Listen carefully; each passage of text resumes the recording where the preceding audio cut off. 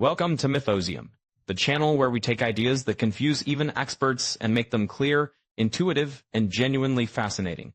Today we are exploring one of the most debated problems in modern philosophy and probability theory, an idea that seems innocent at first but unravels into one of the deepest questions about self-locating belief, subjective probability, and even the nature of reality. It's a problem that has divided mathematicians, philosophers, physicists, and decision theorists. It generates passionate arguments, carefully crafted proofs, and entire branches of reasoning devoted to its implications. This problem is known as the Sleeping Beauty problem. And while it may seem like a simple thought experiment, it challenges our intuitions about probability in a profound way. At its core lies a deceptively simple question. When you find yourself in a scenario where your memories, your circumstances, or your awareness do not uniquely identify your situation, what should you believe? How do you assign probabilities when you don't know which instance of yourself you are? To understand the Sleeping Beauty problem, imagine the following scenario. A participant is placed into an experiment that lasts from Sunday evening until Wednesday morning. On Sunday, the participant goes to sleep. A fair coin is tossed. If the coin lands heads, the participant is awakened only once, on Monday. After answering some questions, the participant is put back to sleep. If the coin lands tails, the participant is awakened twice, once on Monday and once on Tuesday. After each awakening, the participant is made to forget the experience, ensuring that each time they wake, they do not know which day it is or whether this awakening is the only one. Whenever the participant wakes up during the experiment, they are asked a question. What is their credence that the coin landed heads? This problem divides thinkers into two major camps. Those who answer one half are known as halfers. Those who answer one third are known as thirders. The disagreement is not based on a misunderstanding of the setup. Both sides fully grasp the rules. The dispute arises because they interpret probability differently when self-location becomes ambiguous. To see why the disagreement is so persistent, imagine the possible awakenings.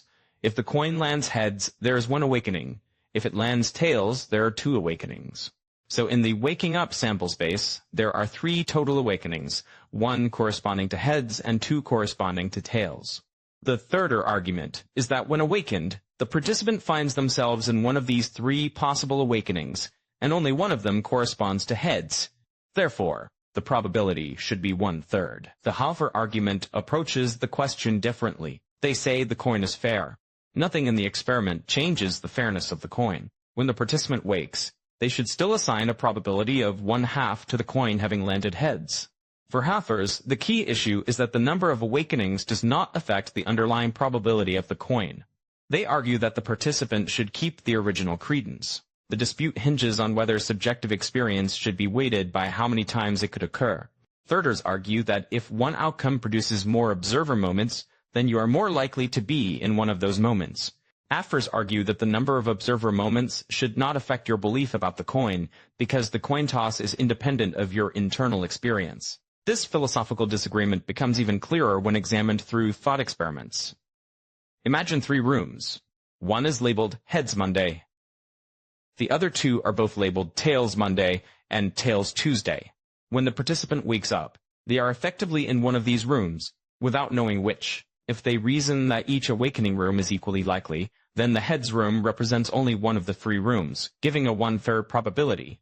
But halfers counter by saying that the participant is not randomly assigned to a room. Instead, the world was placed into one state on Sunday, when the coin was flipped. In their view, the participant should reason about the coin, not about the number of awakenings. Their argument is that waking up provides no new information about the coin toss. Since they would wake whether it was heads or tails, awakening does not update the probability. This is why the Sleeping Beauty problem becomes controversial. Both sides have internally consistent interpretations. The disagreement is not about the facts, but about the framework of probability itself. It is a clash between two different philosophies of uncertainty, one that weights possibilities by the number of subjective experiences associated with them, and one that does not. To deepen the discussion, consider a variant involving colored rooms. Suppose heads leads to one awakening in a blue room, and tails leads to two awakenings, one in a blue room and one in a red room. If you wake in a red room, everyone agrees the probability of tails is 100%, because the red room only occurs in the tails scenario. But if you wake in a blue room, the argument becomes more subtle. There is one blue room awakening for heads and one blue room awakening for tails. So in blue rooms, the probability seems to be 1/2. Yet if you do not know the color before waking, the overall probability of heads before seeing any room color may still be debated between 1/2 and 1/3, depending on which reasoning system you adopt. The Sleeping Beauty problem also forces us to confront questions about identity across time. When the participant wakes without memory of the previous awakening, is this the same subject or a new observer moment? Thirders treat each awakening as a separate instance. Havers treat them as the same person experiencing indistinguishable moments.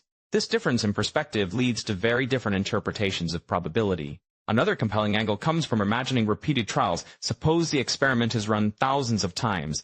Across many runs, heads produces 1 awakening per run and tails produces 2 awakenings per run. If awakenings are counted over the long term, 2/3 of them correspond to tails. If a random awakening is selected from the pool of all awakenings across all trials, the probability of it being from a tails run is 2/3. From this perspective, it seems reasonable to say that upon waking, one should use the distribution of awakening rather than the distribution of coin toss results. But Havers argue that the experiment itself is not sampling awakenings. It is sampling runs of the coin toss. Only 1 coin toss happens per trial, and the participant should reason about the coin, not about the number of awakenings.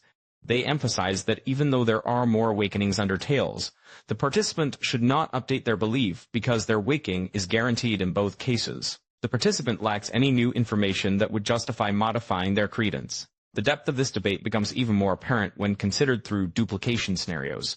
Imagine that if the coin lands tails, the participant is duplicated, creating 2 identical copies. Because copies awaken on Monday and Tuesday. If one considers self-locating belief in a world with multiple copies, the third reasoning becomes intuitive. 1/3 of the identical observer moments correspond to heads. The Halver perspective insists that duplication does not change the coin's fairness.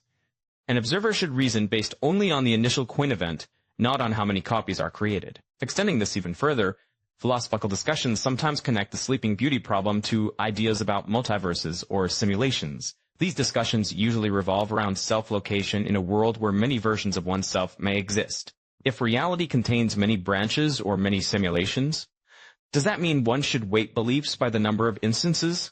Or should one treat each branch as equally real, regardless of how many copies exist within it? These questions mirror the third or Hafer, divide 2 sides. Weights experience by multiplicity, the other by world state. A related thought experiment involves a box filled with marbles. Suppose there is 1 white marble for heads and 2 black marbles for tails. If a marble is chosen at random, the chance of picking white is 1/3. Thirders argue that awakening in the Sleeping Beauty experiment is like drawing a marble from such a box. Hafers argue that the analogy misrepresents the situation because the number of marbles corresponds to awakenings, not to the original event. They maintain that the central fact is the fairness of the coin. Without consensus, the Sleeping Beauty problem has become a central case study in what philosophers call indexical or self-locating uncertainty. This is the type of uncertainty where the world is fully specified, yet the observer does not know their position within it. Similar questions arise in cosmology. If the universe is vast or infinite, what should we believe about our location? Similar questions arise in statistical reasoning. If multiple identical observers exist, how do we evaluate probability? The Sleeping Beauty problem remains a testing ground for philosophical theories attempting to handle these types of uncertainty. What makes this thought experiment so fascinating is not just the coin or the awakenings. It's what the scenario represents. It captures the challenge of reasoning about probabilities when personal identity, memory, and perspective enter the equation. It forces us to examine what probability means when the observer is part of the problem. For example, suppose a similar experiment involved multiple participants rather than multiple awakenings of 1 participant. If heads results in 1 participant waking and tails results in 2 participants waking, the third reasoning would suggest that upon waking, a participant should believe that tails is more likely, because most awakened individuals are in the tails condition.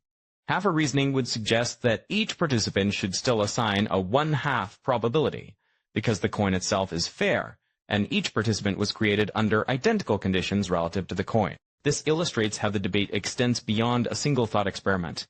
It speaks to broader principles about how we interpret probability. Should probability reflect the structure of the experiment or the number of perceivers created by it? Should we update probabilities based on our existence in a particular state? Or should we ignore how many times that state arises? The power of the Sleeping Beauty problem lies in its ability to expose the boundaries between objective chance and subjective experience. It challenges the idea that probabilities exist independently of observers. It suggests that any theory of probability must contend with not only external events, but the structure of subjective experience itself. This becomes even more profound when considering theories of decision-making. If one attempts to use decision theory to choose optimal actions in situations involving self-locating uncertainty, the Sleeping Beauty problem becomes a practical test case. The answer one gives, 1/2 or 1/3, can influence choices in hypothetical scenarios involving duplication, memory loss, or branching outcomes. A consistent framework must handle all such cases without contradiction. Some philosophers have suggested that the Sleeping Beauty problem shows there is no single correct probability assignment. Instead, the answer may depend on the question being asked. If the question concerns the likelihood of the world being in a particular state, the Halfer answer may be appropriate. If the question concerns the likelihood of one's current experience arising from a particular state, the thirder answer may apply. This perspective reframes the conflict as a matter of framing rather than contradiction. But this raises deeper questions about what probability means. Is it a measure of belief about external events, or a measure of expectation about personal experience?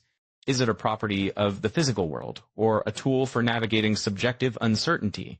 These are the questions that the Sleeping Beauty problem pushes to the forefront. One of the most illuminating aspects of the problem is how it forces us to separate physical processes from psychological ones. The coin toss is a physical process governed by classical probability. The awakenings are psychological processes that produce subjective experiences.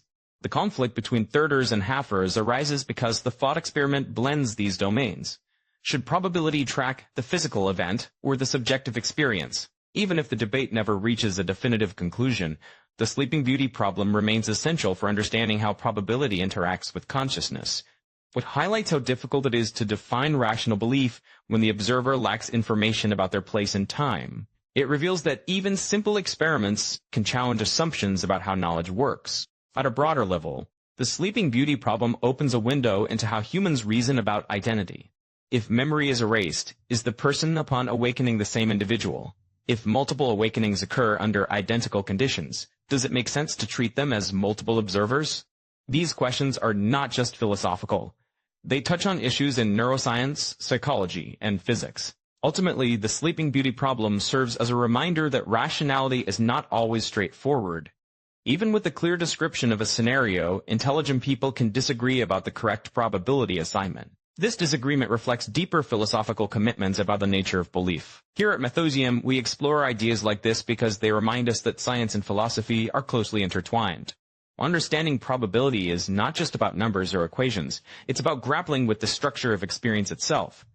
If exploring these thought experiments helps us better understand how we reason, then the journey is worth it. If you enjoy diving into the puzzles that reveal how the mind works, how knowledge is constructed, and how uncertainty shapes our understanding of reality, be sure to subscribe. There are many more mysteries, mathematical, philosophical, and physical, waiting to be explored. Thanks for watching, and stay curious.